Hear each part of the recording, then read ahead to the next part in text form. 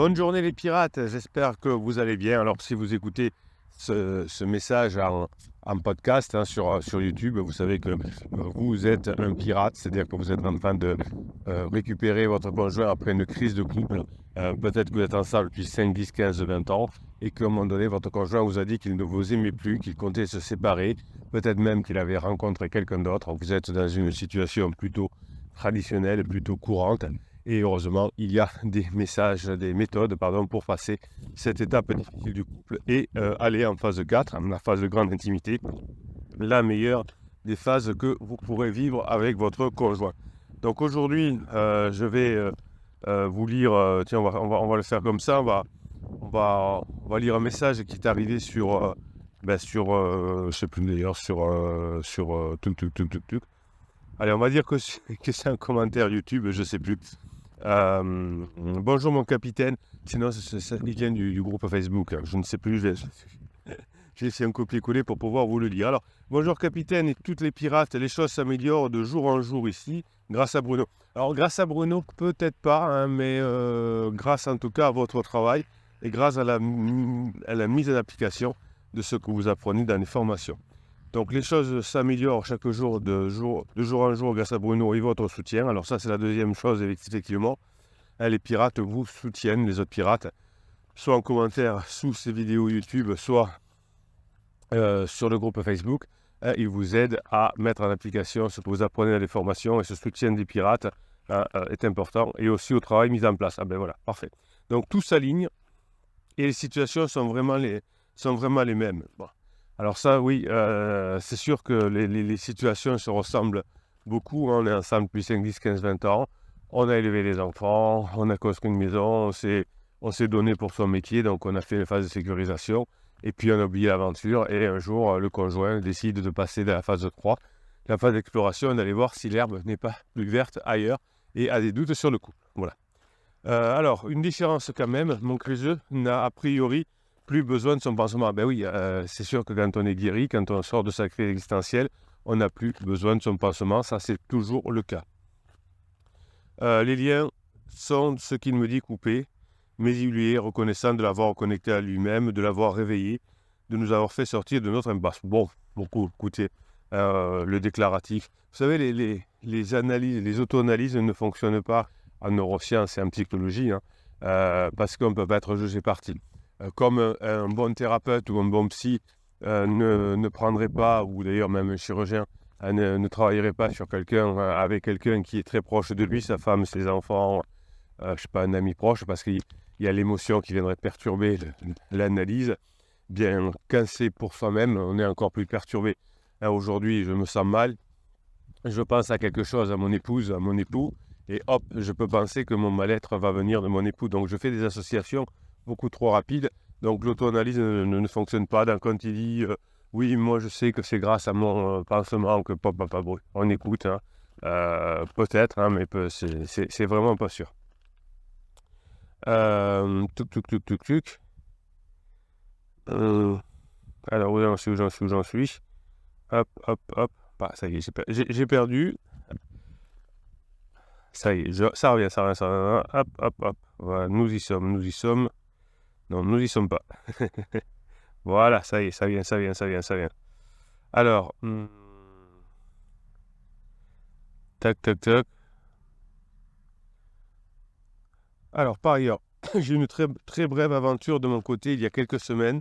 Une relation pansement, pour moi, très clairement, à laquelle j'ai mis fin très vite. Donc, vous voyez que même quand on sait que son conjoint a un pansement, que ça fait souffrir, quand on souffre nous-mêmes, eh bien, on peut avoir tendance à avoir un pansement qui peut être effectivement une relation adultère, comme dans ce cas-là, mais aussi faire la fête, mais aussi se jeter dans le sport, mais aussi se jeter dans le travail pour moins souffrir. J'avoue que moi aussi, je ressens de la reconnaissance pour cet homme qui m'a reboosté, qui a eu un coup de foudre pour moi, ce qui a précipité la fin pour éviter toute souffrance inutile de son côté. Il est libre et cherche une compagne. Oui, alors, il est libre et cherche une compagne, donc peut-être, c'est possible, mais peut-être que, quand quelqu'un va avec un homme ou une femme qui est encore mariée ou qui n'a pas fait sa phase de deuil, c'est pas pour vraiment entamer une vraie relation. Alors, on entame une vraie relation quand deux personnes sont célibataires, quand les deux personnes ont fait le deuil de leur relation précédente et ont testé plusieurs personnes et que vous êtes sorti vainqueur entre guillemets de ce test.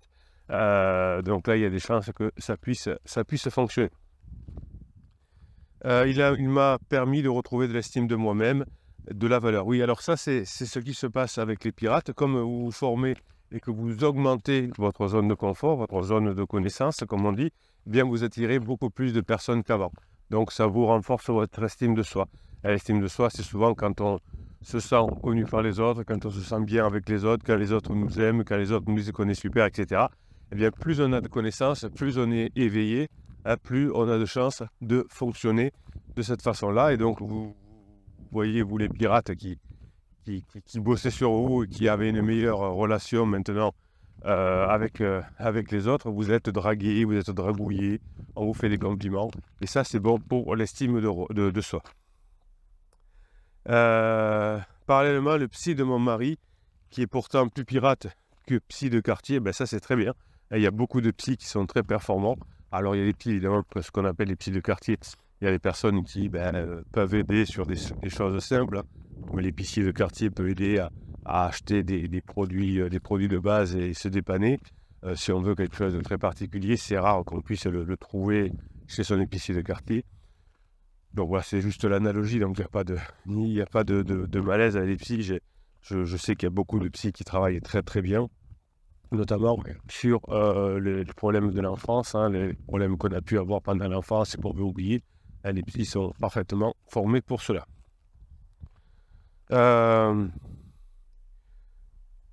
Alors, le psy donc, de mon mari estime que rien n'empêche de continuer les liens de mon mari avec pansement comme source d'inspiration dans l'avenir. Oui, alors voilà, il n'y a rien de si.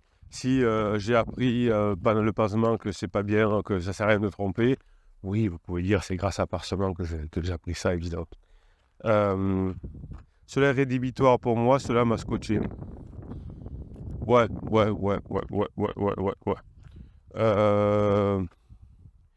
Votre avis sur ces deux points, la reconnaissance et la source d'inspiration. Oui, peu importe. Vous savez, c'est tellement confus dans l'esprit d'une personne qui sort de sa crise existentielle, de sa crise de couple, voilà, qu'il ne faut pas trop tenir compte de tout ce qu'on dit, etc. Oui, on peut être inspiré par plein de choses dans la vie. Les formations que vous faites avec moi sont des sources d'inspiration. Voilà, on pourrait dire, vous voyez, si votre mari trompe et que vous trouve une inspiration avec les formations, et votre mari, votre femme vous verra à la fin, heureusement que tu as été un rock, heureusement que tu as été costaud, sinon je ne sais pas où je serais car je faisais n'importe quoi. Donc quelle est la source d'inspiration, si c'est le capitaine et les neurosciences, c'est très bien. Si c'est autre chose, certainement que le pansement a dû donner 2-3 phrases toutes faites lues dans Biba Magazine ou Psychologie Magazine. Alors là aussi, c'est des private jokes. J'ai rien contre Biba et Psychologie Magazine, je ne connais pas ce que c'est. C'est un peu c'est un truc, on me dit, t'as lu ça dans Biba Magazine, c'est des magazines, d'après ce que j'en sais, à lire sur la plage pour passer un bon moment quand on ne veut pas se prendre la tête, et c'est très bien.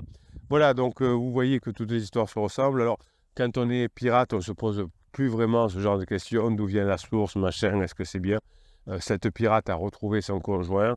Eh bien, profitons maintenant du moment présent, profitons de la vie, profitons de passer des bons moments ensemble, profitons de montrer que l'on est à nouveau ensemble et que l'on peut maintenant, puisque vous l'avez appris dans les formations, vivre cette phase exceptionnelle que l'on appelle la phase de grande intimité. Donc vous voyez que toutes les relations se ressemblent. Quand on a augmenté sa zone de confort, on attire d'autres personnes, on attire son conjoint à nouveau et on passe en phase 4. Évidemment, si on n'apprend rien de plus, notre conjoint ne verra pas que l'on a changé, on ne pourra pas repasser des bons moments ensemble. Évidemment, sans travail, on ne pourra pas revenir ensemble.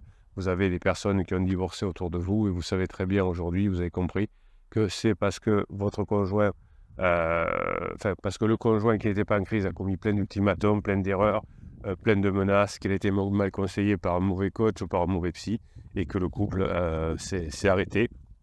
Vous avez tous les outils, toutes les formations pour faire passer votre couple dans la phase 4. À vous de jouer, mes pirates adorés. Je vous souhaite le dimanche que vous méritez, parce que oui, le capitaine, même pendant ses vacances, il est là. Même le dimanche, il est là, parce que je sais que c'est très dur une crise de couple, ça fait souffrir. Ah ben, vous êtes mes chouchous, André, j'ai horreur de ce terme-là. Mais moi, je vous kiffe, mes pirates adorés.